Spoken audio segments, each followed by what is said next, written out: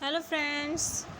तो चलिए आप सभी का स्वागत है मेरे story channel true love story पर और मेरी कहानी यू आर माई गार्जियन के नेक्स्ट पार्ट को चलिए शुरू करते। जैसा कि हमने इसके पिछले पार्ट में देखा था कि विंग अपने अंकल और आंटी से मिला था, जिसे मिलकर उसे बहुत ज़्यादा गुस्सा आया था। विंग काफ़ी ज़्यादा गुस्सा हो गया था, लेकिन वो उन्हें कोई सज़ा नहीं दे सकता था क्योंकि उसे पता था कि अगर वो ऐसा करेगा तो इससे उसके नए दोस्त यानी कि जियांग चैन को बुरा लगेगा। विंग भले ही अपने अंकल आंटी से कितनी ही नफ़रत करता हो, लेकिन उसके दिल में जियांग चैन के लिए कोई नफ़रत नहीं थी। जियांग चैन उसका काफ़ी अच्छा दोस्त था और वो बचपन में भी उसके साथ बहुत खेलता था। विंग इन सब के कारण अपने कमरे में बैठा हुआ था।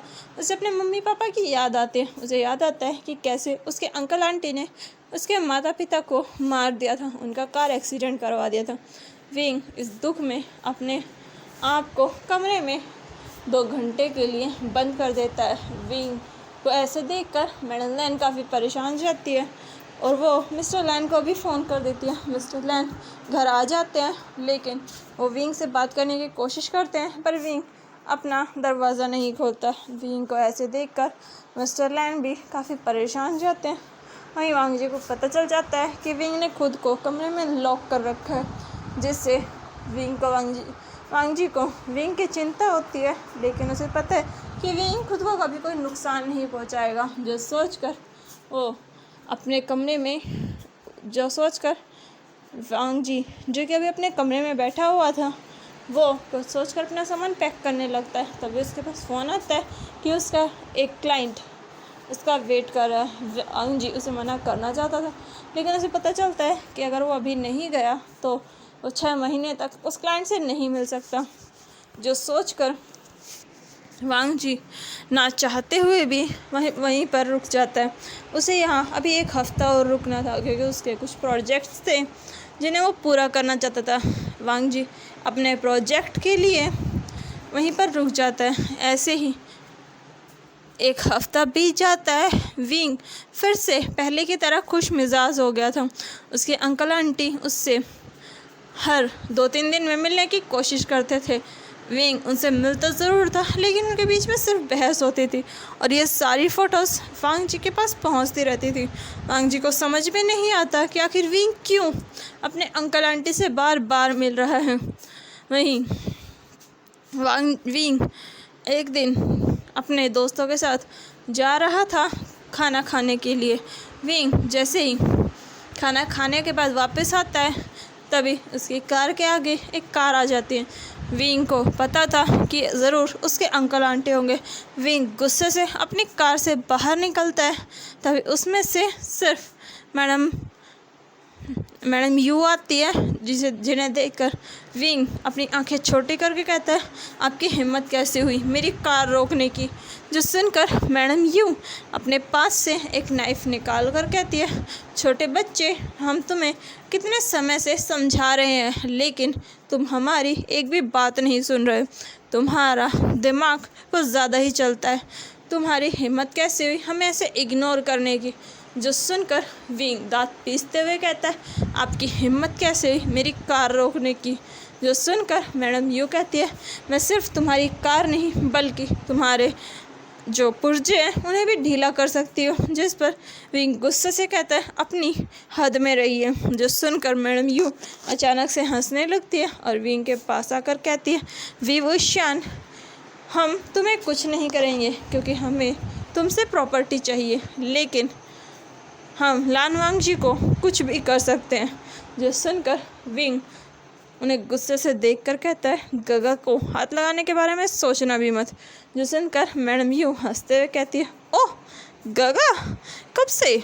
और वैसे भी हमने तुम्हें ज़िंदा रखा है सिर्फ प्रॉपर्टी की वजह से, वरना हम तुम्हें कब का मार देते हैं। और रही उस वांग जी की बात, तो वो भी इसीलिए ज़िंदा है क्योंकि हमने उसे तुम्हारी वजह से ज़िंदा रखा है, ताकि हम उसके दबाव से तुमसे पेपर्स पर साइन करवा सकें। लेकिन अब हमारे सर के ऊपर से पानी जा रहा है, हमारा इंतज़ार अब ख़त्म हो रहा है। जो सुनकर विंग गुस्से से कहता है, आखिर आप लोग अपनी मेहनत की कमाई क्यों नहीं खा सकते?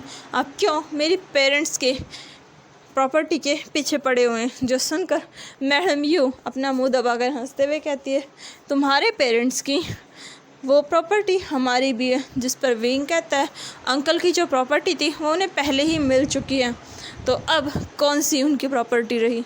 जो सुनकर मैडम यू हंसते हुए कहती है, तुम्हें पता है कि हमारी प्रॉपर्टी ख़त्म हो चुकी है, फिर तुम क्यों ना हमें अपना बिजनेस पार्टनर बना लो। जो सुनकर विंग उन्हें घूरते हुए कहता है, बिजनेस पार्टनर माय फुट, मैं आपके साथ कोई सौदा नहीं करना चाहता और अभी मेरे रास्ते से हटिए। जो सुनकर मैडम यू अचानक से हंसते हुए कहती है, क्या हो अगर वो वांग जी, तुम्हें क्या लगता है वो वांग जी तुम्हारे साथ इतना नाइस बिहेव क्यों कर रहा है?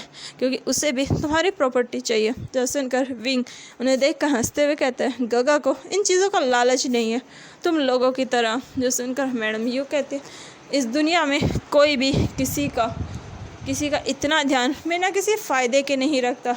उन्होंने तुम्हें पाला है, तुम पर इतने पैसे खर्च किए, किस वजह से? इसलिए कि तुम उसके दोस्त के बेटे हो?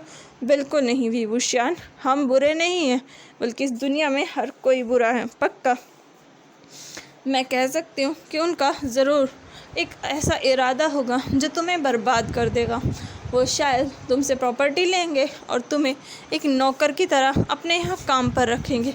जो सुनकर विंग गुस्से से कहता है, अपनी औकात मत भूलिए। जो सुनकर मैडम यू अचानक से हंसते हुए कहती है, मुझे पता है कि मेरी औकात क्या है, लेकिन तुम अपने बारे में सोचो। तुम्हें क्या लगता है कि तुम क्या हो? तुम उनके लिए कुछ भी नहीं हो। जिस दिन तुम उन्हें अपनी पूरी प्रॉपर्टी दोगे, उस दिन वो लोग तुम्हें मार देंगे या फिर तुम्हें अपना स्लेव बनाएंगे। जो सुनकर विंग गुस्से से कहता है, अपनी हद में रहिए। और ये कहकर वो मैडम यू की गर्दन पकड़ लेता है। मैडम यू हंसते हुए कहती है, हंसते हुए विंग को पकड़कर अपनी तरफ खींचकर उसे गले लगाकर उसके कान में कहती है, बेबी अगर तुम ऐसे ही रिएक्ट करते रहे तो पक्का हम कुछ ऐसा करेंगे जो तुम बर्दाश्त नहीं कर पाओगे।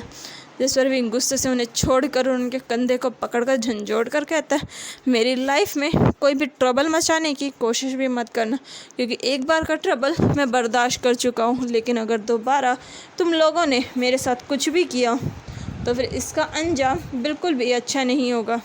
जो सुनकर मैडम यू उसे फिर से गले लगाकर कहती है, छोटे बच्चे तुम्हें बहुत गुस्सा है, लेकिन तुम्हारा ये गुस्सा बेकार है, क्योंकि ये लड़ाई दिमाग की है और तुम इसमें बुरी तरीके से हार चुके हो।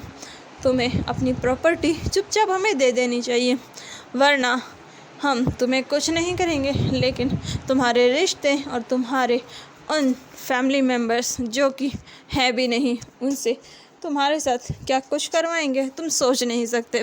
जो सुनकर विंग गुस्से से कहता है, मेरी फैमिली और मेरे फैमिली मेम्बर्स के बारे में सोचना भी मत।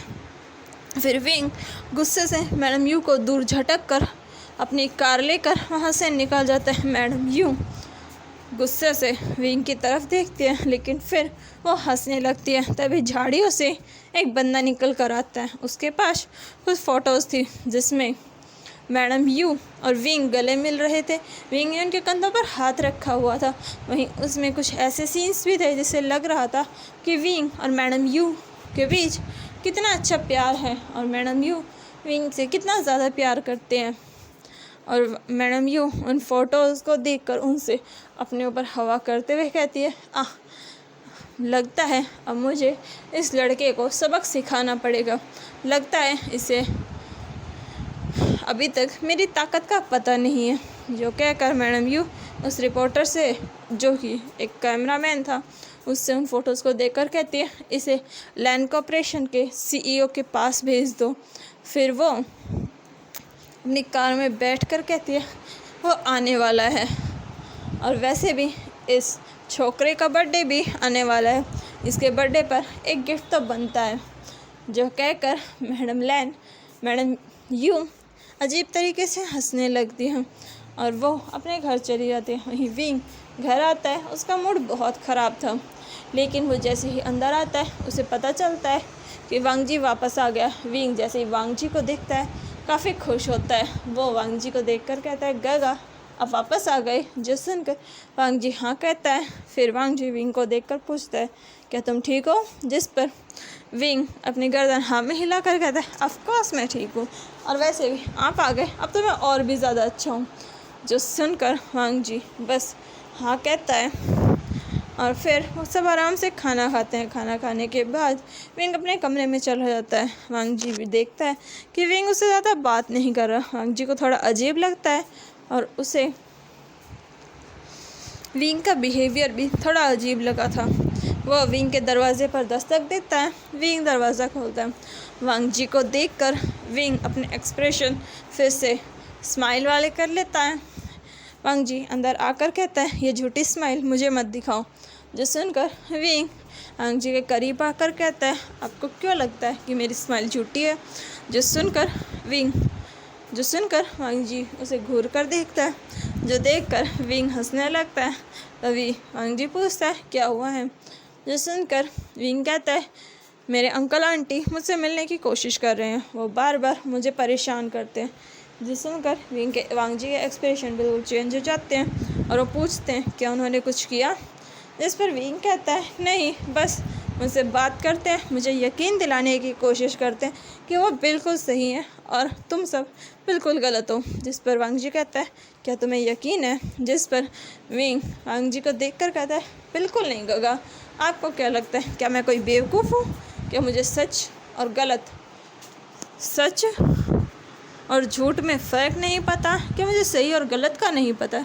गगा, मुझे पता है कि उन्होंने मेरे पेरेंट्स के साथ क्या किया है।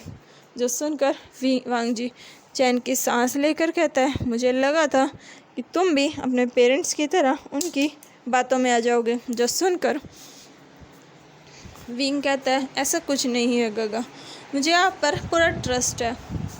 जो सुनकर वांग जी कहता है, अपना ध्यान रखो। जो सुनकर विंग स्माइल करता है और वांग जी वहाँ से अपने कमरे में चला जाता है। तो चलिए हमारी कहानी को आज यहीं ख़त्म करते हैं। मिलते हैं इसके नेक्स्ट पार्ट में। तब तक के लिए मेरे चैनल को लाइक कीजिए, शेयर कीजिए, सब्सक्राइब कीजिए एंड कमेंट कीजिए। Thank you so much. Bye bye. Hello friend.